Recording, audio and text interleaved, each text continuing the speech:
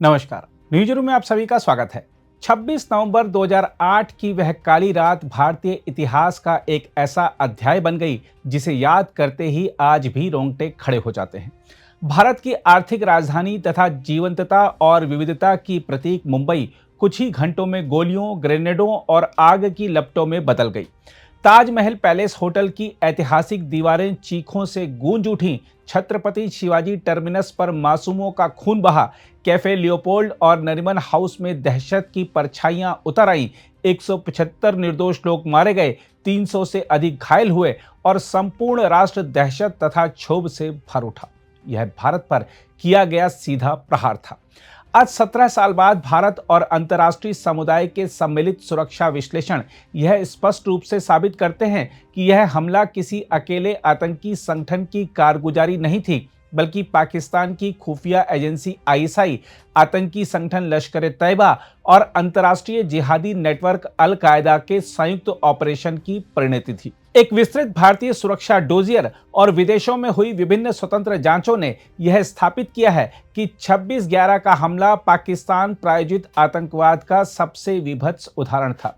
Dossier में यह तथ्य वस्तुतः दर्ज हैं कि हमला आईएसआई की एस ब्रांच द्वारा संचालित था, जो कश्मीर से बाहर अपने आतंकवादी ऑपरेशन का दायरा बढ़ाना चाहती थी।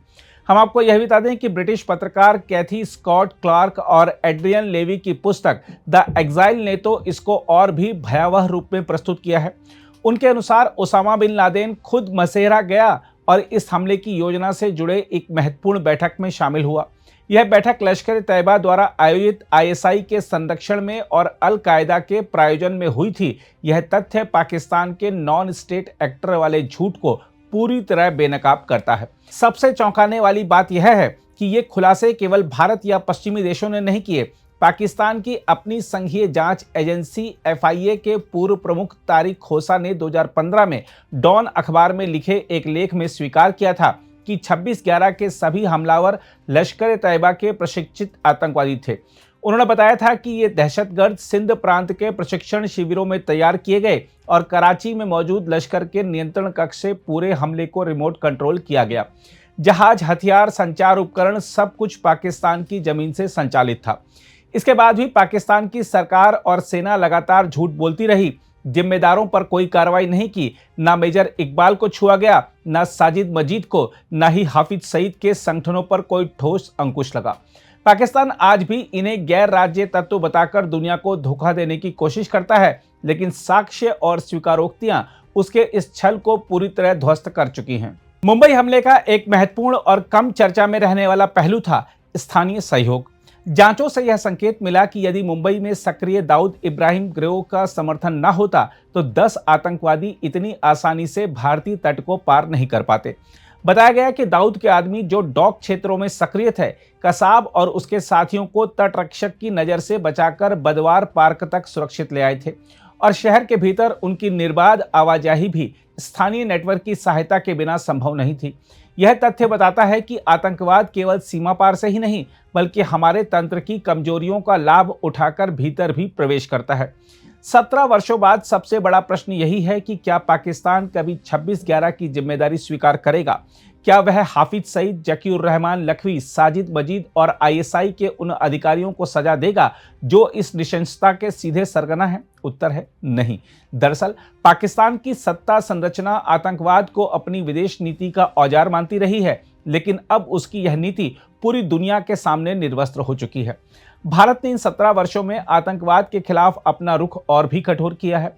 Surgical strike, Balakot air strike, operation Sindoor, अंतर्राष्ट्रीय मंचों पर लगातार कूटनीतिक दबाव और आंतरिक सुरक्षा तंत्र को मजबूत करने के कदम इसका प्रमाण है।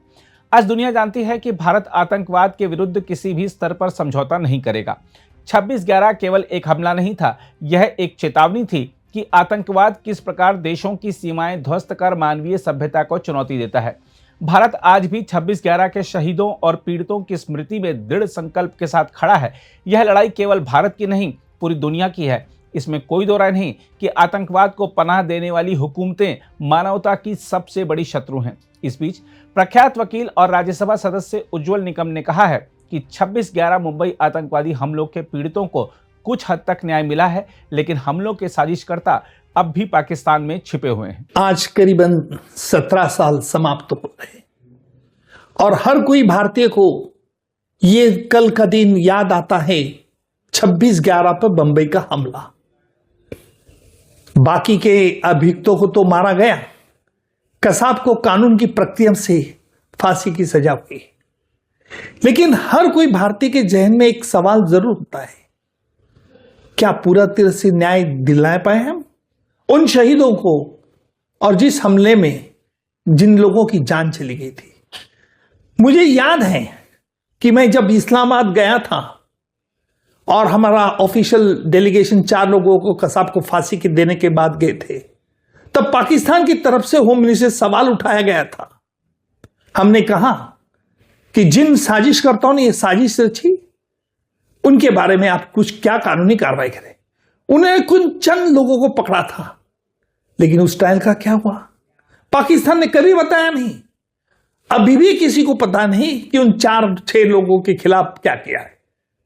लेकिन मेरा यह स्पष्ट आरोप है कि जब पाकिस्तान को हम गए थे, हमने पूछे कि हाफिज सईद जकीर रहमान लखवी को क्यों नहीं अरेस्ट कर रहे, तो पाकिस्तान ने कहा सबूत कहां है। हम तो वापस आ गए। फिर हमने सबूत डेविड हेडली की गवाही ली। डेविड हेडली ने कोर्ट में साफ बता दिया कि लश्कर ए तोयबा हाफिज सईद जकीर रहमान लखवी इनके पाकिस्तान के आए से कैसे ताल्लुकात है, किस तरह से उन्होंने ईमेल भेजा था। हमने वो भी डोसियर भेज दिया। पाकिस्तान अभी भी चुप पे बैठा है। क्यों? मैं एक सवाल करना चाहता हूं कि पाकिस्तान सरकार को कि अगर आप डेमोक्रेसी को मानते हो तो क्यों नहीं उन शख्स के खिलाफ आप कानूनी कार्रवाई करते, क्यों डर रहे? और आपके माध्यम से सभी दुनिया को मैं ये जरूर आह्वान करूंगा कि पाकिस्तान पे फाइनेंशियल टास्क फोर्स ने उनकी हेल्प, जो फाइनेंशियल मदद है, बंद करनी चाहिए। मुझे दुख इस बात का है जो पाकिस्तान चाहता है कि हमारे देश में 2 रिलीजन में कैसा झगड़ा पैदा हो, और इसी तरह से विचार होके आज कुछ चंद लोग जो हाईली एजुकेटेड है वो उस धारणा को आगे लेके चल रहे हैं। पाकिस्तान की टेररिज्म जो शक्ति है वो यही चाहती है कि पाकिस्तान हमारे देश में कभी सुख शांति नहीं रहती। लेकिन हमारे प्रधानमंत्री ने यह बात साफ कह दी है। हमारे प्रधानमंत्री मोदी साहब ने कहा है कि ऑपरेशन सिंदूर अभी रुका नहीं है, ये चालू हो सकता है, कभी भी चालू हो सकता है। और मैं चाहता हूं कि हाफिज सईद जकीर रहमान लखवी जैसे जो लोग पाकिस्तान में खुलेआम जिस तरह से भाषा उनका इस्तेमाल कर रहे, उनके खिलाफ भी ऑपरेशन सिंदूर से बड़ा एक ऑपरेशन करना होगा। और यही आज हमारी श्रद्धांजलि रहेगी। अगर आप भी लेना चाहते हैं देश दुनिया की तमाम जानकारी तो आज ही सब्सक्राइब करें हमारे चैनल को। साथ ही नीचे दिए बेल आइकन को जरूर दबाएं ताकि हर अपडेट आप तक पहुंच सके।